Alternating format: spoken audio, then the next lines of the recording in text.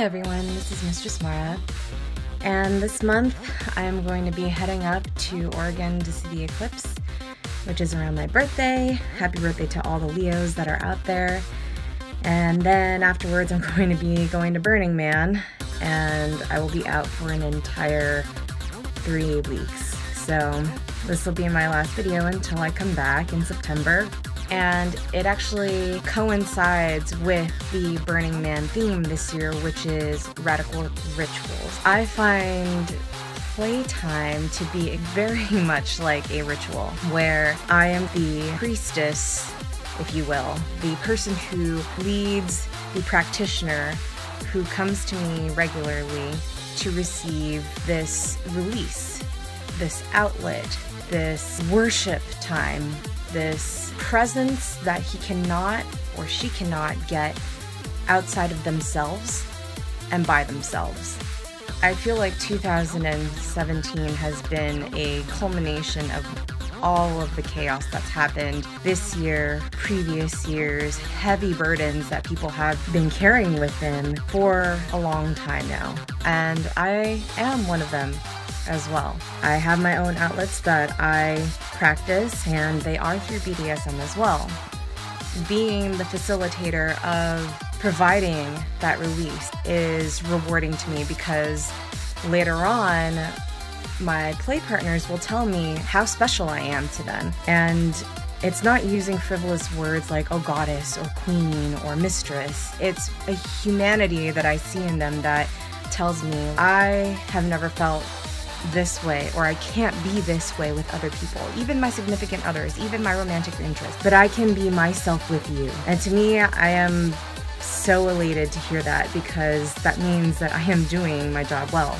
Another thing that I wanted to touch upon, which kind of is in conjunction with rituals, are objects. And I'm not talking about like human furniture or people who are going to be humiliated as an object, as a sex object, as a male, as a female, etc. What I'm talking about are actual objects. Like this collar that I am wearing right now, it means absolutely nothing. For me, it means that it is a reflective, decorative piece that goes with the rest of my jewelry.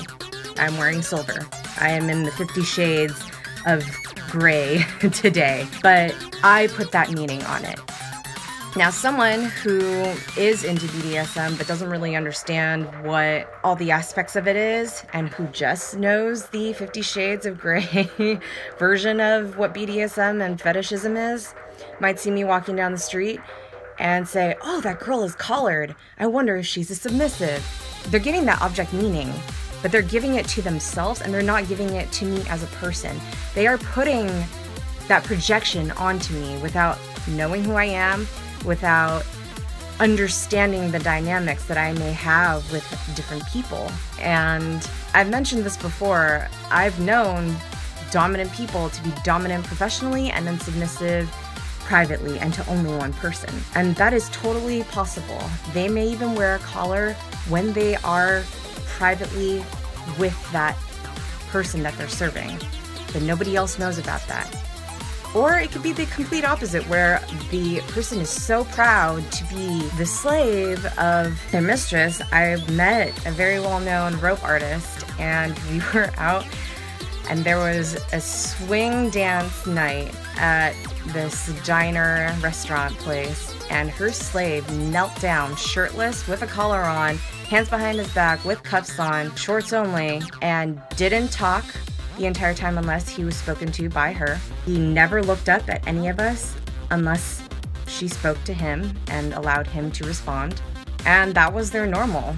And that was pretty amazing that he was able to take himself out of societal norms and put himself physically in it and still mentally be in that dynamic. That's amazing. I think that kind of relationship should be applauded and not scorned upon or be judged for what it is. Going back to being objects though, rings are passed to each other like a sacred vow, right? It's a representation of a sacred vow during marriage. A collar is the same way. When a submissive is collared for real by a master or a mistress, that collar means that they are owned. and no one else can touch them unless they have that master's consent, and there was a whole other arrangement between all parties. But that symbolism is an object. If you take that person away from that collar and it's just a collar sitting on a table, sitting on a chair, whatever it is, it's just a collar. If you go to a kinky store and see a display, you might fetish it, you might love leather and latex and metal, steel, but it doesn't mean anything to you because you haven't created any memories with it. You haven't put it onto another person or another being to have sentimental value yet. These experiences and the ties, the connections that you have with people are what make that object meaningful. Same thing with a real pet.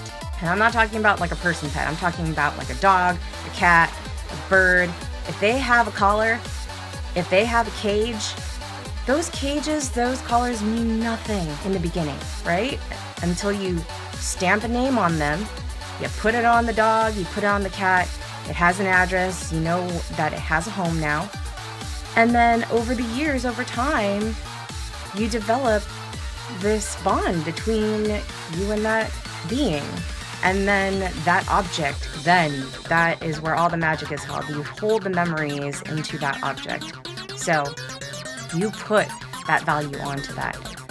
That other being puts value into that object. I just want to bring this up because I've had people comment on dominant fashion before and how, oh, well, she's wearing a collar. That doesn't mean she's really dominant, does it? It's like, okay, dude, there's like fashion and there's protocol.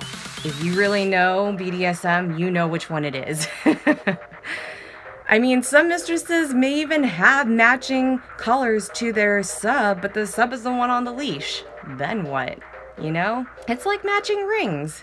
It's like we're best friends, but not, because the relationship is different. Anyway, these are just some aspects that I wanted to open up and share with you guys. I may go into depth a little more in the future. If you have any other questions or any kind of similar stories or relationships that you've had with objects, with other people, feel free to comment below. Like, subscribe, and follow me on my links, and I'll catch you next time. Be safe, and I'll see you out on the playa and in Oregon if you're going to see the eclipse. Catch you next time.